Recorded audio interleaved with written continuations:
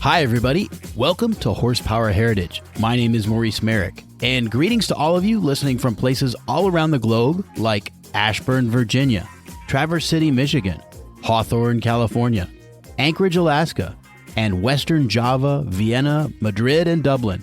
Thanks for joining me, and don't forget to subscribe, rate, and review the show. We all know about algorithms these days, right?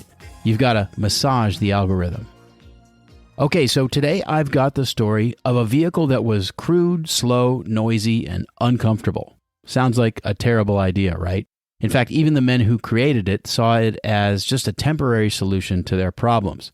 And yet it's one of the greatest success stories in automotive history. They called it the Land Rover, and it became an accidental icon. That's coming up next.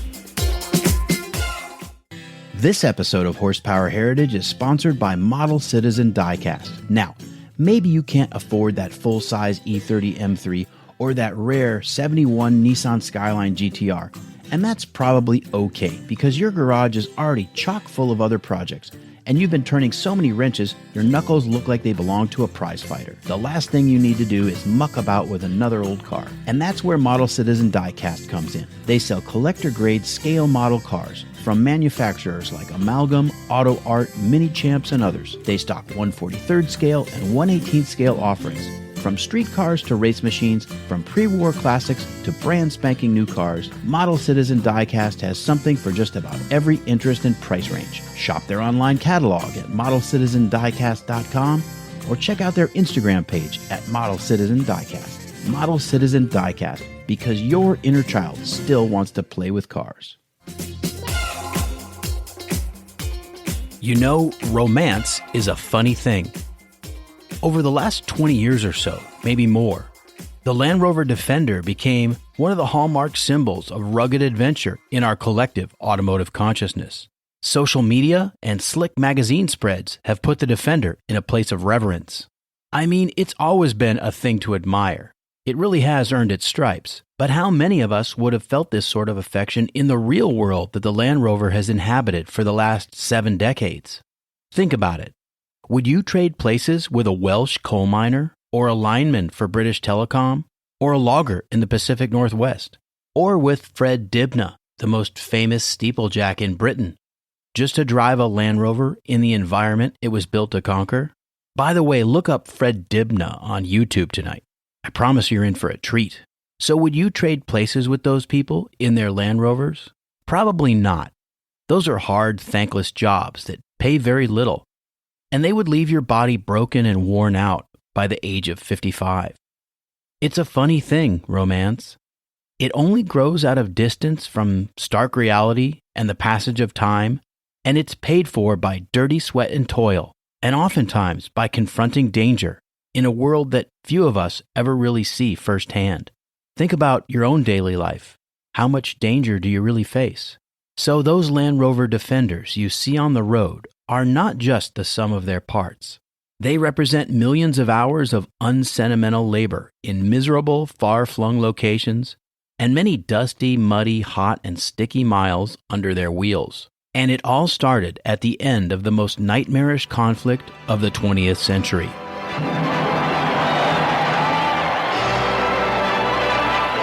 Throughout the world, throngs of people hail the end of the war in Europe. It is 5 years and more since Hitler marched into Poland. Years full of suffering and death and sacrifice. Now the war against Germany is won. A grateful nation gives thanks for victory. Hundreds of thousands crowd into American churches to give thanks to God.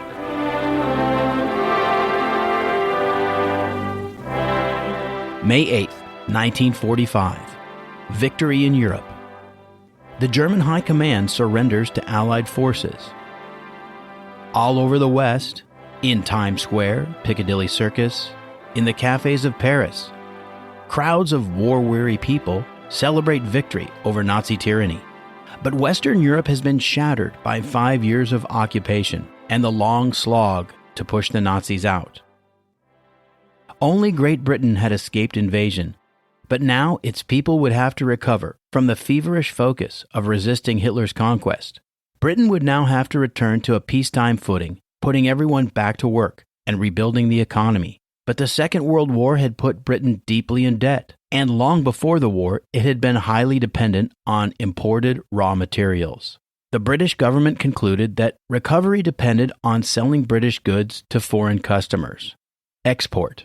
The British people had precious little income to spend on goods themselves, and the products that were most desirable at home would be more valuable if they were instead shipped abroad.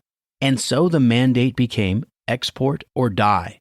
This was not a new concept for this island nation, but now it was an imperative. It was a dire situation, and in fact, official government policies meant rationing would drag on into the 1950s, and Britain's manufacturers had their work cut out for them. One of those firms was the Rover Company of Warwickshire in the English Midlands, the manufacturing heart of England for centuries. The Rover Company dates from the 1880s. Their first commercial success was the Rover safety bicycle. And I have to take a little tangent here. They called it the safety bicycle because before that, the penny farthing bicycle was the standard. That's the type of bicycle with a giant front wheel and a tiny rear wheel. We've all seen it. The name came from the fact that the English penny was a fairly large coin, while the farthing was quite small. The pedals on the penny farthing were a direct drive to the enormous front wheel, and it was a dangerous contraption because if you fell off, it was a long way down. So the bicycle design that we know today with its equal size wheels and triangulated frame was a big improvement over the penny farthing. And now you know why it was originally known as the safety bicycle. By the way, this was not proprietary to Rover. Many bikes were referred to as safety bikes, simply for marketing purposes. So back to the Rover Company. Eventually they moved from bicycles into motorcycles and finally into cars. Rover built a solid middle-class automobile through the 1920s and managed to weather the Depression, and by the 1930s the company began to move upmarket. You could say that the Rover car was the British Buick, high build quality and engineering with a dash of luxury. Two men were largely responsible for that development, a pair of brothers, Spencer and Morris Wilks. Spencer managed the works, and Morris became chief engineer. During the late 30s, Rover continued to build outstanding cars. And as the winds of war began to blow, Morris was working on early gas turbine jet engine development with a guy named Frank Whittle, another pioneer of his time who was actually far ahead of American jet engine development. When the war came, Rover built aircraft and tank engines, and their factories, of course, were under constant threat of bombardment. But England endured.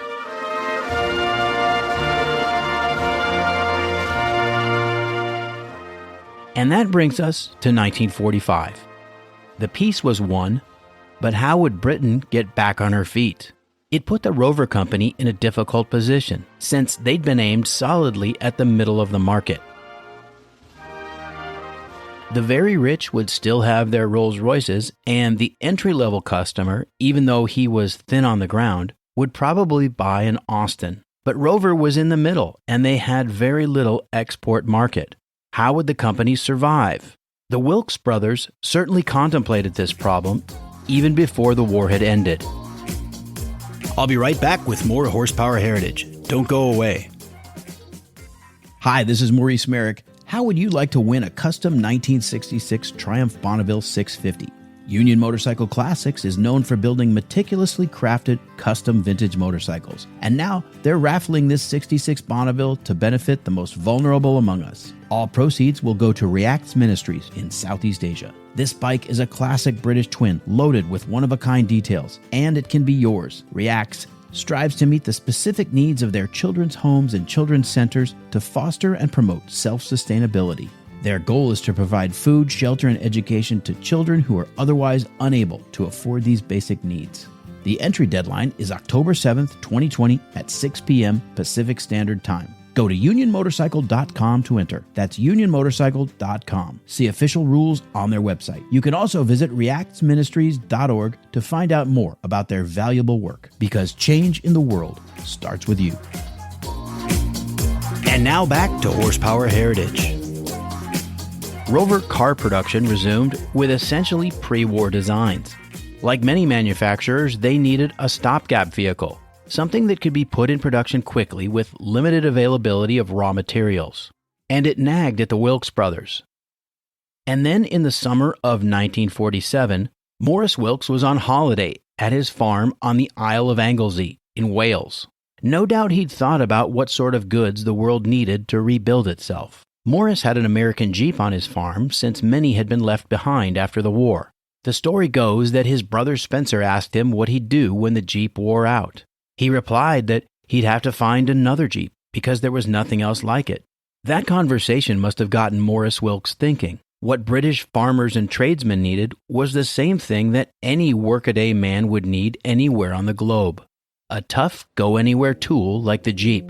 And the commercial possibilities almost certainly swirled in his head. So one day, as he and Brother Spencer sat on the beach, they scratched a drawing of a new car in the sand. Not long after, Maurice's Jeep was taken to the Rover Works at Solihull. And soon a team was hard at work in a small building, tearing the Jeep down to its chassis. They installed an engine and gearbox from a Rover car and mated it to the Jeep transfer case and axles. The steering wheel of this crude prototype was at the center of the vehicle because they thought it would simplify export to both right and left-hand drive countries. A body was quickly fashioned, partly in plywood, but mostly in aluminum. The production version would be all aluminum because steel would have to be imported at great expense. But surplus aluminum was available from the aircraft industry. Besides the utility of four-wheel drive, the Rover design team incorporated a powered takeoff feature to allow for the attachment of all kinds of machinery that tradesmen would demand, from portable sawmills to welders. That versatility would mean a lot of value for tradesmen who could put the car to work while they made their payments. The center steering prototype was tested and given the green light, and by the winter of 1948, Rover's engineering team was nailing down a clean sheet design.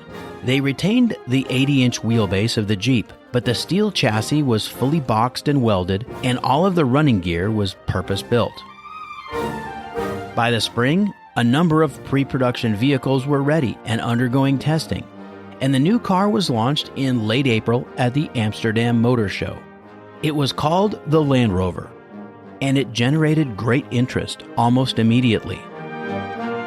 Rover planned to build 50 Land Rovers per week for 5 years, exporting 3/4 of them.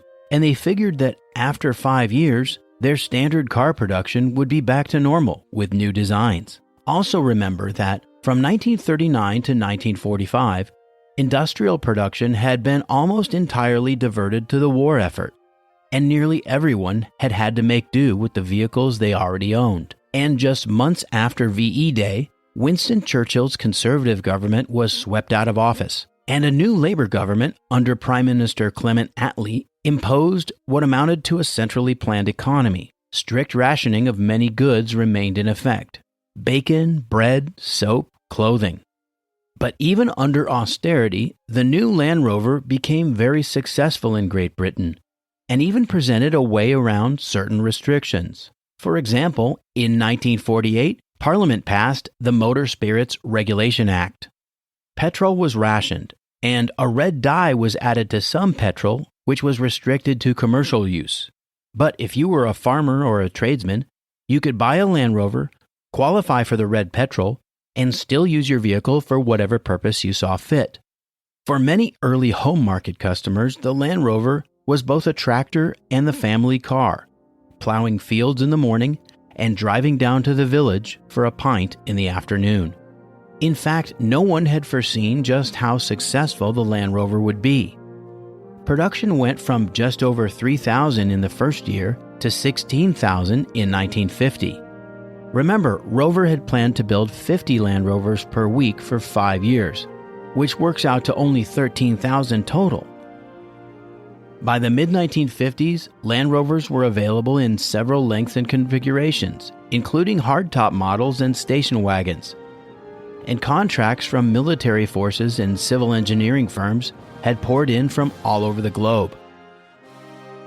Over 100 Land Rovers had been shipped to Australia as complete knockdown kits, and once assembled, they formed the fleet of vehicles that helped build the Snowy Mountains hydroelectric project, the largest engineering project ever in that country.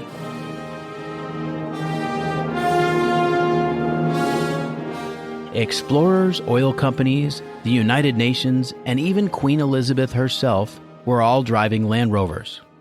The reputation of the Land Rover was made by people both ordinary and legendary.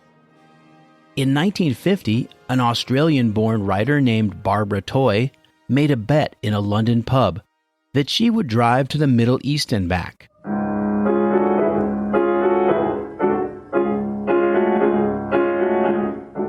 Before long, she set out alone in a second-hand 80-inch Land Rover, christening the car Pollyanna. The little car took her from Gibraltar to Baghdad. Toy made at least 7 long-range expeditions in Land Rovers over the next 40 years. Africa, Australia, Asia, North America, and mostly the deserts of the world. And mostly in Pollyanna. Although the Rover Company convinced her to trade up to a newer Series 2 model in around 1960, Toy regretted that move and felt that Pollyanna had been much more reliable. Winston Churchill was given a new 86-inch Land Rover for his 80th birthday in 1954. Its passenger compartment was modified to accommodate his portly frame. A group of college men from Oxford and Cambridge drove a pair of Land Rovers from London to Singapore and back in 1955. They filmed the trip for the BBC and brought images of a quickly vanishing world into the living rooms of Britain. Photographer George Roger, who had captured the horrors of the Bergen-Belsen concentration camp in 1945, drove his Land Rover station wagon across the Atlas Mountains into Algeria and through the sands of the Sahara Desert on assignment for National Geographic magazine in 1957.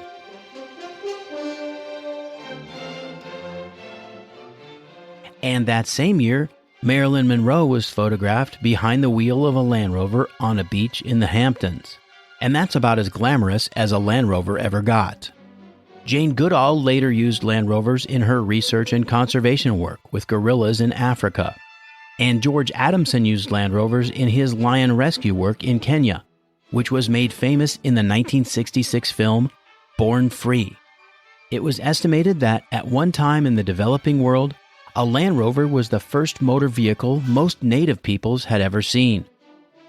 The Rover Company was keenly aware that the vehicles must be seen doing what they were meant to do, and they sponsored many expeditions and charities in remote areas. And luckily, the cars were up to the job.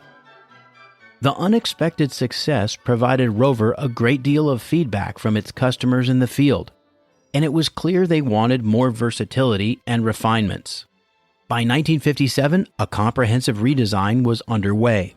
The Rover Company's first stylist, David Bache, was given the job of creating bodywork that could be fitted to both 88-inch and 109-inch wheelbase chassis, the two platforms that the company had decided on. And those could be configured in soft top, full hardtop, and pickup cab versions. And for many of these vehicles, those options could be interchangeable. Throughout Land Rover's history, though, the essential simplicity remained. At first, it was a necessary function of building a stopgap product in a short time. Later, that simplicity was unavoidable because research and development budgets were kept small, and austerity measures still affected every corner of British industry. And with very little competition, at least until the early 1960s, there was really no financial incentive to take risks with a proven product, even if it was underpowered, noisy, and 20 years behind the rest of the automotive industry. People were buying it. These were boardroom-level decisions, of course, and they forced Land Rover engineers to develop sturdy, simple components and systems that held up to abuse. And when they did fail, they could be easily repaired in the middle of nowhere with a few basic tools. In 1976, the millionth Land Rover rolled off the assembly line at Solihull. The Wilkes brothers had both passed on. First, Morris in 1963, and then Spencer in 1971. But the basic utilitarian Land Rover with its tough underpinnings and boxy aluminum sheet metal, surpassed everyone's expectations, and production lasted until 2016. And just as the last of the breed rolled off the assembly line, the first production Land Rover, chassis number 860001, reemerged after 47 years off the road. It was worn and battered, but still intact, sitting in a crumbling barn in the north of England. The little car was rescued and meticulously reconstructed, preserving as much of the original vehicle as possible.